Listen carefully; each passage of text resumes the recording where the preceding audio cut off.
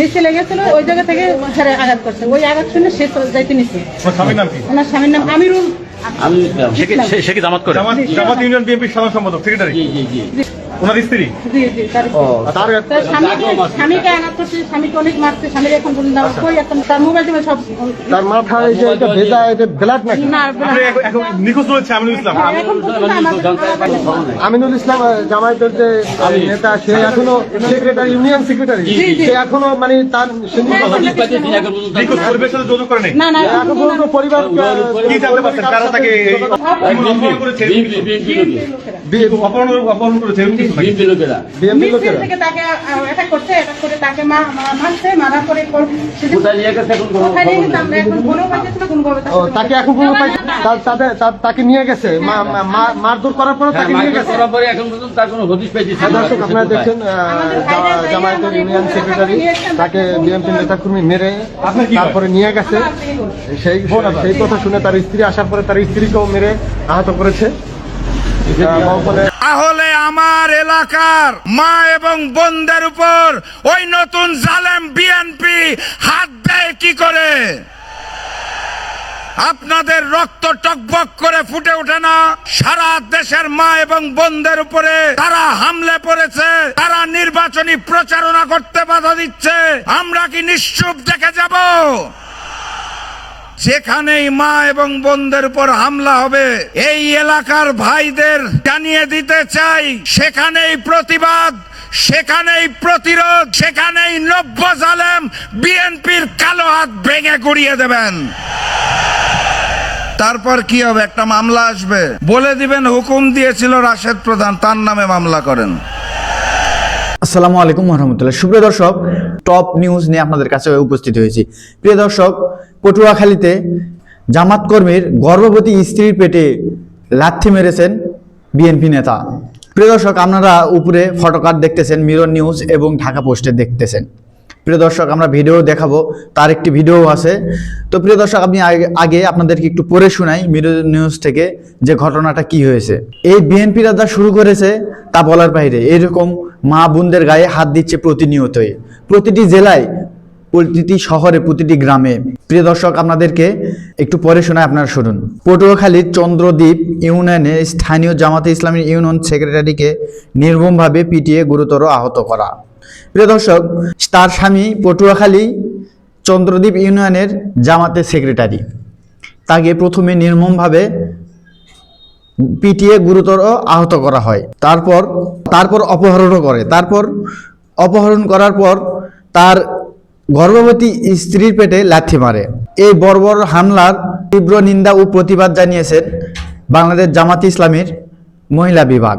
রোববার 8 ফেব্রুয়ারি দিবাগত রাতে বাংলাদেশ জামাতে ইসলামের মহিলা বিভাগের সেক্রেটারি অধ্যক্ষ নূরনিসা সিদ্দিকা স্বাক্ষরকৃত এক বিবৃতিতে বলা হয়, স্থানীয় জামাতে ইসলামের একজন দায়িত্বশীল ইউনিয়ন সেক্রেটারিকে নির্মমভাবে পিটিয়ে গুরুতর আহত করে অপহরণ করা হয়েছে। একই সঙ্গে তার গর্ভবতী স্ত্রী, যিনি নিজেও চন্দ্রদ্বীপ ইউনিয়ন জামাতের মহিলা বিভাগের দায়িত্বশীল, এবং সেই মহিলাটিও জামাতের একজন দায়িত্বশীল কর্মী ছিলেন মহিলা বিভাগের, তার পেটে লাথি মারা হয়েছে।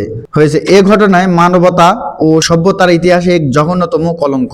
বিবৃতিতে বলা হয়, একজন গর্ভবতী নারীর উপর এই পাশবিক আক্রমণ প্রমাণ করে যে সন্ত্রাসীরা রাজনৈতিক শিষ্টাচার তো দূরের কথা, ন্যূনতম মানবিক মূল্যবোধ হারিয়ে ফেলেছে। নারীর মর্যাদা, মাতৃত্বের সম্মান এবং অনাগত সন্তানের নিরাপত্তা পদদলিত করে চালানো এই সহিংসতা কোনোভাবেই ক্ষমার যোগ্য নয়। প্রিয় দর্শক, আপনারা দেখেন, যে পেটে যে লাথি মেরেছে সেও তার এক মায়ের পেটে জন্মগ্রহণ করেছিল, কিন্তু সে আরেকজন গর্ভবতী মায়ের পেটে কিভাবে লাথি মারে? সামান্য একটি ভোট, একটি নির্বাচন, সে দলমত পছন্দ থাকতে পারে সবার, তিনি কি জন্য তাদের উপর হামলা করবে?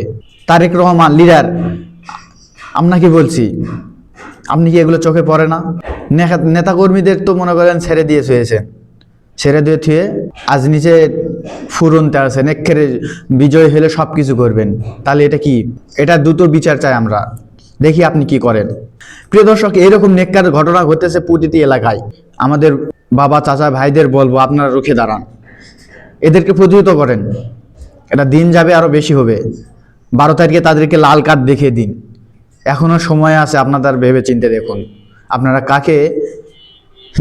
কাদের হাতে দেশ দিতে চাচ্ছেন, ভেবে চিন্তে দেখবেন। 12 তারিখে আপনাদের ডিসিশন দিয়ে দিবেন। প্রিয় দর্শক, আমরা এই হামলার তীব্র প্রতিবাদ জানাই। আমরাও একজন মায়ের সন্তান, আমরাও পেটে ছিলাম। কিভাবে একজন মায়ের পেটে লাথি মারতে পারে, তার কলেজায় বাজলো না? প্রিয় দর্শক, তো এই বিষয় নিয়েই এইরকম সন্ত্রাসীদের, বিএনপি সন্ত্রাসীদের, এই জালিম বিএনপি সন্ত্রাসীদের কঠিন ধোলাই করেছেন জাকপার নেতা রাশেদ প্রধান। প্রিয় দর্শক, তিনি এই নতুন জালিম বিএনপিকে কঠিন ধোলাই করেছেন। তিনি নির্বাচনের জনসভায় গিয়ে এই হামলার প্রতিবাদ জানায় এবং সকল মা বোনদের উপর যে হামলা করতেছে বিএনপি, তারও প্রতিবাদ জানিয়েছেন। তো প্রিয় দর্শক, আমরা বেশি দেরি না করে চলুন জাকপার নেতা রাশেদ প্রধানের বক্তব্যের ভিডিওটা দেখে আসি। পাখি আল্লামা দেলোয়ার হোসেন সাইদির এলাকার ভাইয়েরা এবং সন্তানেরা, আপনারা কেমন আছেন?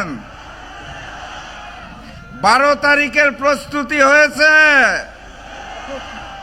আমার প্রথমে আপনাদের কাছে একটা ছোট্ট জিজ্ঞাসা আছে। কুরআনের পাখি আমাদের যে শিক্ষা দিয়ে গিয়েছিলেন, সেই শিক্ষা কি আমরা ভুলে গেছি? আমরা কি ঘুমিয়ে গেছি? তাহলে আমার এলাকার মা এবং বোনদের উপর ওই নতুন জালেম বিএনপি হাত দেয় কি করে? আপনাদের রক্ত টকবক করে ফুটে ওঠে না? সারা দেশের মা এবং বোনদের উপরে তারা হামলে পড়েছে, তারা নির্বাচনী প্রচারণা করতে বাধা দিচ্ছে। আমরা কি নিশ্চুপ দেখে যাব? যেখানেই মা এবং বোনদের উপর হামলা হবে, এই এলাকার ভাইদের জানিয়ে দিতে চাই, সেখানেই প্রতিবাদ, সেখানেই প্রতিরোধ, সেখানেই নব্য জালেম বিএনপির কালো হাত ভেঙে গুড়িয়ে দেবেন। তারপর কি হবে? একটা মামলা আসবে, বলে দিবেন হুকুম দিয়েছিল রাশেদ প্রধান, তার নামে মামলা করেন। সংগ্রামী সাথী এবং বন্ধুগণ, আজকের এই দিনে আমি কিছুটা আবেগপ্রবণ। কারণ বাংলাদেশকে যখন ভারতের করদ রাজ্য বানানো হয়েছিল, সেই সময় এই বাংলাদেশে যেই কয়জন সিংহ পুরুষ ভারতীয় আধিপত্যবাদের বিরুদ্ধে সোচ্চার বলিষ্ঠ ভূমিকা রেখেছিল, তাদের মধ্যে একজন হচ্ছে আমাদের কুরআনের পাখি আল্লামা দেলোয়ার হোসেন সাইদি। আর আরেকজন ছিলেন তার সাথে, তার নাম হচ্ছে শফিউল আলম প্রধান।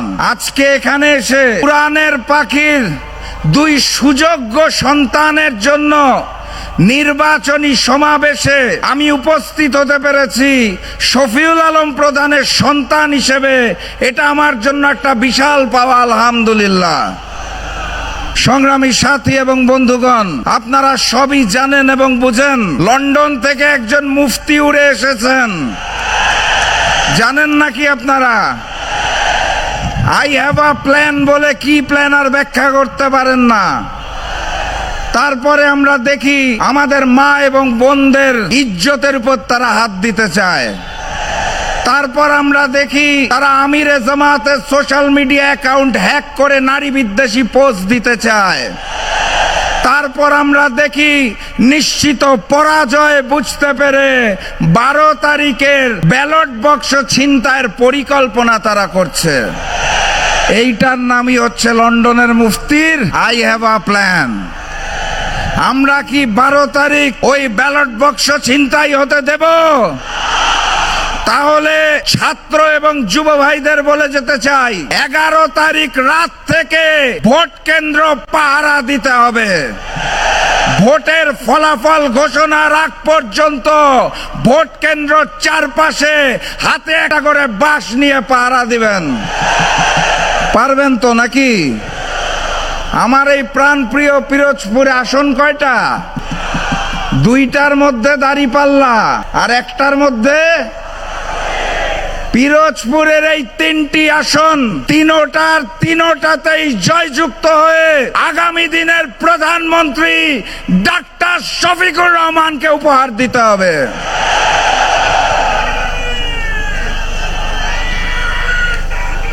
তার আগে আরেকটা ইমানি দায়িত্ব আছে। ওই একই দিনে আরেকটা ভোট আছে, মনে আছে তো নাকি? গণভোট।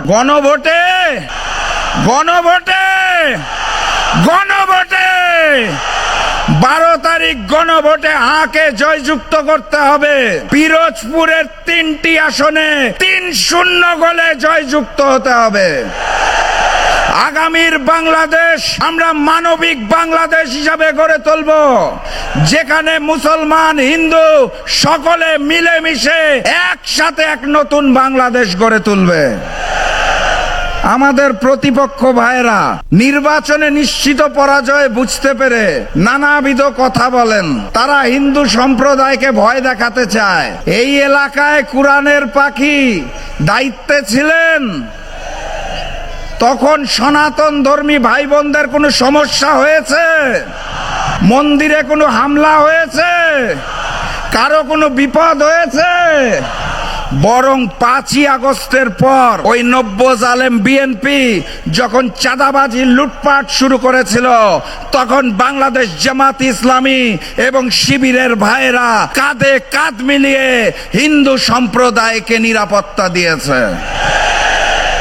অতএব আগামীতে শামীম সাঈদী এবং মাসুদ সাঈদী, যাদের শরীরে কোরআনের পাখির রক্ত বহমান, তারা যদি দায়িত্ব নেয়, তারা শাসক হবে না, তারা আপনাদের সেবক হবে।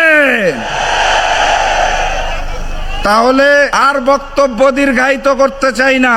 বিদায় বেলায় শুধু বলে যেতে চাই, লন্ডন থেকে আসা মুফতি এবং তার নব্য জালেম বিএনপিকে আগামী 12 তারিখ পিরোজপুরবাসীর পক্ষ থেকে লাল কার্ড দেখানো হবে ইনশাআল্লাহ। দেখা হবে বিজয়ে। বিজয়ের স্লোগানটা একবার দিয়েই যাই নাকি? ওই স্লোগান শুনলে আবার জালিমদের বুক ধুকপুক করে কাঁপে। তাহলে বিজয়ের স্লোগানটা ধরেন, নারায়ে তাকবীর, নারায়ে তাকবীর, নারায়ে তাকবীর, আল্লাহু আকবার। দেখা হবে বিজয়ে। বিজয়ের পথে যাত্রা শুরু, জীবন অথবা মৃত্যু। আসসালামু আলাইকুম। প্রিয় দর্শক, এতক্ষণ পর্যন্ত রাশেদ প্রধানের বক্তব্যের ভিডিওটা দেখলেন। বক্তব্যের ভিডিওটা কেমন লেগেছে অবশ্যই নিচের কমেন্ট বক্সে জানিয়ে যাবেন। প্রিয় দর্শক, এই হামলার বিষয়ে আপনাদের মতামত কি অবশ্যই নিচের কমেন্ট বক্সে জানিয়ে যাবেন। আর আপনাদের কাছে বিনীত অনুরোধ, আপনাদের সিদ্ধান্ত এখনও চেঞ্জ করতে পারবেন। আপনারা ভেবে দেখুন আপনারা কাকে ভোট দিবেন। 12 তারিখে সন্ত্রাস, দুর্নীতিবাজ, চাঁদাবাজ, ধর্ষণকারী এদেরকে লাল কার্ড দেখিয়ে দিবেন। তো এই বলে আজকের ভিডিও এখানে শেষ করছি। ভিডিওটি ভালো লাগলে অবশ্যই লাইক, কমেন্ট, শেয়ার করবেন। অবশ্যই এই ভিডিওটি অন্তত বেশি বেশি করে শেয়ার করবেন।